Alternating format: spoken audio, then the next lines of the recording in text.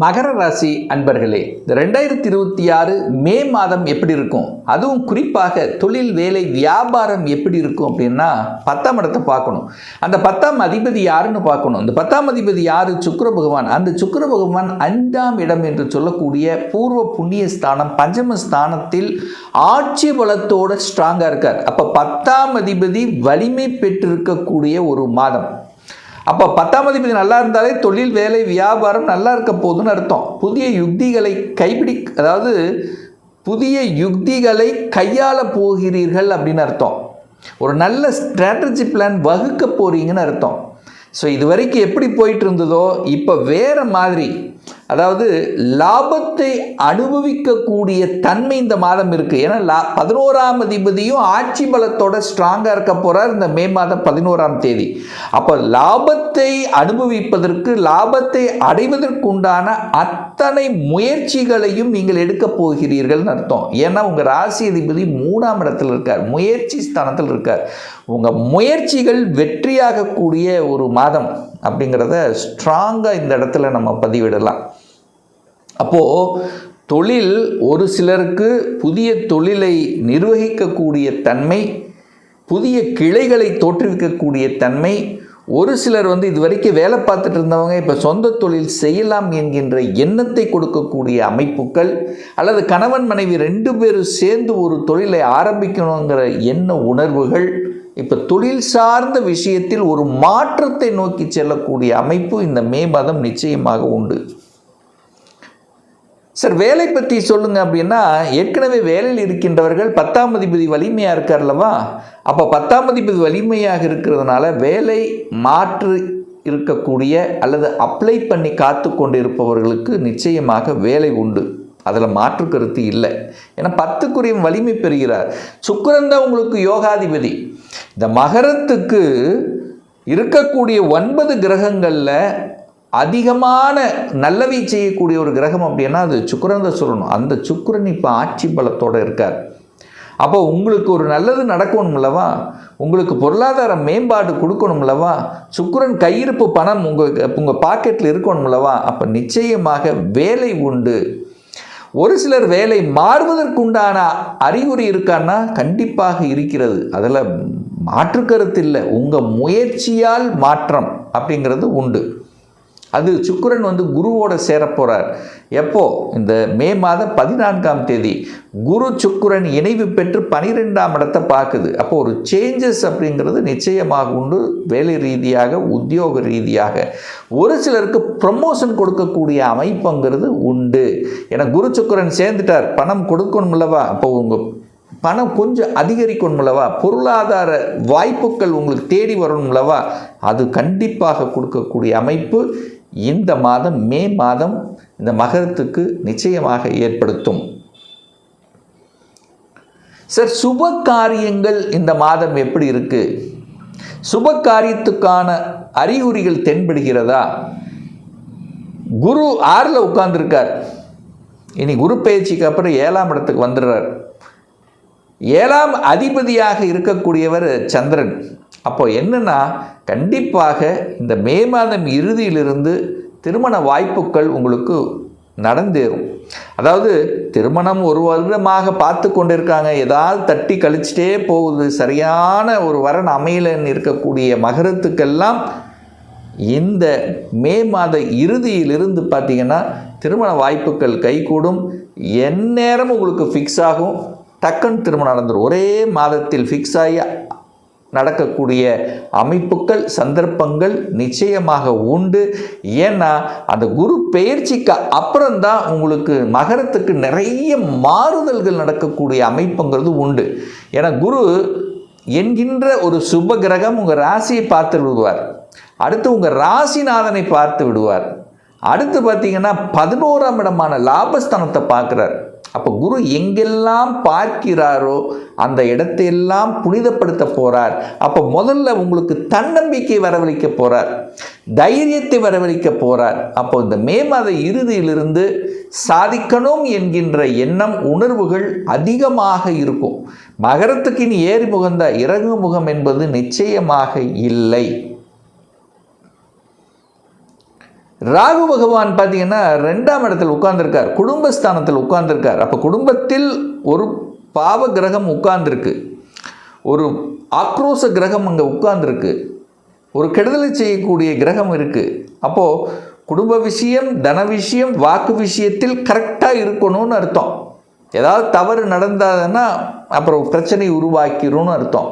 அப்போ உங்கள் குடும்பத்துக்குள்ள 3ஆம் நபர்கள் குறுக்கீடு வராமல் பார்த்து கொள்வதும், நீங்கள் மற்ற குடும்ப விஷயத்துக்குள்ளே போகாமல் இருப்பது நல்லது. அப்படி போச்சு அப்படின்னா பிரச்சனைகளை, குடும்பத்துக்குள்ளே பிரச்சனை உருவாக்குவதற்கு அங்கே ராகு ரெடியாக இருக்காருன்னு அர்த்தம். அப்போ இதிலிருந்து என்ன தெரியுது? குடும்பத்தில் கொஞ்சம் விட்டு கொடுத்து அனுசரணையோடு செல்லணும் என்பதை ஞாபகத்தில் வைத்துக் கொள்ளுங்கள் இந்த மகர ராசி அன்பர்கள்.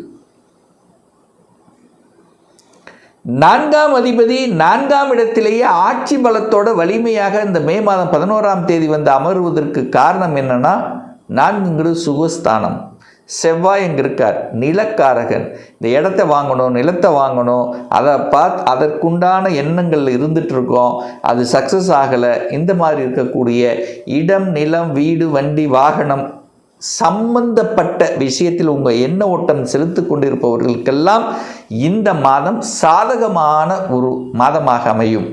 அப்போ இடத்தை வாங்கலாம், நிலத்தை வாங்கலாம், காலி இடத்தை வாங்கலாம், அல்லது வீட்டை ஆல்டர் பண்ணலாம், வீட்டில் சுப காரியங்கள் செய்யலாம். எப்போ? மே 11க்கு அப்புறம் அதுக்கான வாய்ப்புகள், சந்தர்ப்பங்களை கொடுக்கும். அப்போது வீட்டில் ஒரு மங்களகரமான விஷயங்கள் செய்வதற்குண்டான வாய்ப்புகள், சந்தர்ப்பங்கள் உண்டு. தாயை நினைத்து கொண்டிருப்பவர்கள், தாயை நினைத்து வருத்தப்பட்டு கொண்டிருப்பவர்கள், தாய்க்கு ஏதாவது ஹெல்த் சம்பந்தப்பட்ட பிரச்சனை இருக்கிறவங்களுக்கெல்லாம் இந்த மாதம் ஒரு தீர்வு கிடைக்கும், ஒரு சொல்யூஷன் கிடைக்கும், ஒரு சரியாகும் அப்படிங்கிறக்கூடிய அமைப்பு இந்த மாதம் நல்லபடியாக இருக்கிறது. 9ஆம் அதிபதி பாக்கியத்தை தரக்கூடியவனான புதன் பகவான் 4ஆம் இடத்தில் அமர்ந்து கொண்டு இந்த மாதம் 15ஆம் தேதி 5ஆம் இடத்தில் வந்து அமர்கிறார். அது சூரியனோடு சேர்ந்திருக்கார். சூரியன் புதன் இணைவு. சூரியனுங்கிறது 8ஆம் அதிபதி, அட்டமாதிபதி. ஸோ 8ஆம் அதிபதி 4ஆம் இடத்தில் உச்சமாக இருப்பதற்கு என்ன அப்படின்னா, இந்த வண்டி வாகனங்கள் செல்லும் பொழுது மட்டும் கொஞ்சம் கவனத்தில் இருக்கணும் அப்படிங்கிறத ஞாபகத்தில் வச்சுக்கோங்க. இரவு நேர பயணம், அதுக்கு என்ன, இரவு நேர பயணங்களை தவிர்த்து விடுவது இந்த மகரத்துக்கு நல்லது. அதுவும் குறிப்பாக இந்த 15ஆம் தேதி வரை, மே மாதம் 15ஆம் தேதி வரை கொஞ்சம் வண்டி வாகனத்தில் இந்த வித்தை காமிக்கிறது, வேகமாக செலுத்துறது, இதெல்லாம் கொஞ்சம் கட்டுப்பாடோடு நடந்துக்கிறது நல்லது. வாகனம் இயக்குவதில்லை. கடன் இருக்குது சார், கடன் குறைக்குமா? ஏன்னா குரு 12ஆம் இடத்தை பார்த்து 6ல் இருக்கார். அப்போ கடன் என்கின்ற தன்மை கண்டிப்பாக மகரத்துக்கு உண்டு. அந்த கடன் கட்டுப்படும் அப்படிங்கிறது இந்த மே மாதம் இறுதியிலிருந்து கடனை அடைத்து விடலாம், கடனை குறைச்சிடலாம், கடனால் நமக்கு பெரிய பாதிப்பில்லை என்கின்ற அந்த தன்னம்பிக்கை உணர்வு அப்படிங்கிறது கண்டிப்பாக உண்டு. ஏன்னா இப்போ கொஞ்சம் அந்த இது இருக்கும், கடன் அதிகமாக இருக்கே, கடனை எப்படி சமாளிக்கிறது. பட் அந்த மாதிரி கடன் அதிகமாக இருக்கிறவர்களுக்கெல்லாம் சமாளிக்கக்கூடிய அந்த தன்மை இந்த மே மாத இறுதியிலிருந்து கண்டிப்பாக உங்களுக்கு வந்துடும். இந்த வம்பு வழக்கு சம்பந்தப்பட்ட கோர்ட் கேஸ், இதுக்கெல்லாம் ஒரு தீர்வு கொடுக்கக்கூடிய அமைப்புகள் இந்த மாத இறுதியில் நல்லபடியாகவே இருக்கிறது. கொஞ்சம் பொறுமை காக்கணும். சனி செவ்வாய் சேர்ந்திருக்கு. ஏன்னா உங்களுக்கு இப்போ கோபப்படுத்தக்கூடிய அமைப்புங்கிறது இருக்குது. இந்த மே 11 வரைக்கும் கோபம் உச்சியில் ஏறும். டக்குன்னு ஏதாவது சொல்லிட்டா போது கோபம் வந்துடும். ஸோ அந்த கோபம், ஆக்ரோஷம் என்பது அதிகமாக இருக்கிறது. ஸோ அதை கட்டுப்படுத்தணும். கொஞ்சம் ஒரு நிதான போக்கு செயல்படணுங்கிறத மகராசி என்பர்கள் ஞாபகத்தில் வைத்துக் கொள்ளுங்கள். குழந்தைகள் நலன், 5க்குரியவன் 5ஆம் இடத்தில் இருக்காரா? அப்போ குழந்தை நலன் நல்லபடியாக இருக்கிறது. குழந்தைகள் ஆசைகளை நிறைவேற்றுவீங்க. குழந்தைகளுடைய படிப்பு சார்ந்த விஷயத்தில் உங்கள் எண்ணங்கள் செலுத்துவீங்க. அவங்க என்ன ஆசைப்படுறாங்களோ அதை நிறைவேற்றுவதற்கு உண்டான வாய்ப்புகள், சந்தர்ப்பங்கள் உண்டு. ஸோ இந்த மே மாதம் மகரத்துக்கு ஏறுமுகம்தான். நினைத்தது நடத்தக்கூடிய, நினைத்தது சாதிக்கக்கூடிய நல்ல செய்திகளை கொடுக்கக்கூடிய ஒரு நல்ல மாதமாகவே அமைகிறது இந்த மகர ராசி அன்பர்களுக்கு.